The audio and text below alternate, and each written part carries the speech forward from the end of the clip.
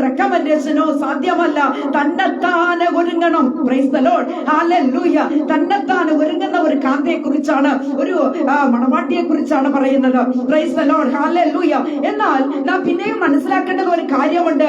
അവൾക്ക്, ഈ കാന്തയ്ക്ക്, അവൾക്ക് ശുദ്ധവും ശുഭ്രവുമായ വിശേഷ വസ്ത്രമുണ്ട്. Price the Lord. എന്താണ് ഈ വിശേഷ വസ്ത്രം? ധരിപ്പാൻ പ്രിയ ദൈവങ്ങളെ കൃപ ധരിച്ചിരിക്കുന്നു എന്നാണ് വചനം വിശേഷിപ്പിക്കുന്നത്. ആ വിശേഷ വസ്ത്രം വിശുദ്ധന്മാരുടെ നീതി പ്രവർത്തികളാണ്. Price the Lord. ദൈവ പൈതലെ, വിശുദ്ധന്മാരുടെ നീതി പ്രവർത്തികളാണ് ഒരു കാന്തയുടെ ആ വിശേഷപ്പെട്ട വസ്ത്രം എന്ന് പറയുന്നത്. അപ്പോൾ ഒരു കാര്യം മനസ്സിലായി. ഇവിടെ ഹല്ലേലൂയ ദൈവങ്ങളെ, കാന്ത തന്നെത്താൻ ഒരുങ്ങണം. കാന്തയ്ക്ക് ഒരു വിശേഷപ്പെട്ട വസ്ത്രമുണ്ട്. ഗ്ലോറി. ഹല്ലേലൂയ. അത് പ്രിയരെ, വിശേഷ വസ്ത്രം എന്ന് പറയുന്നത് വിശുദ്ധന്മാരുടെ നീതി. ഹല്ലേലൂയ.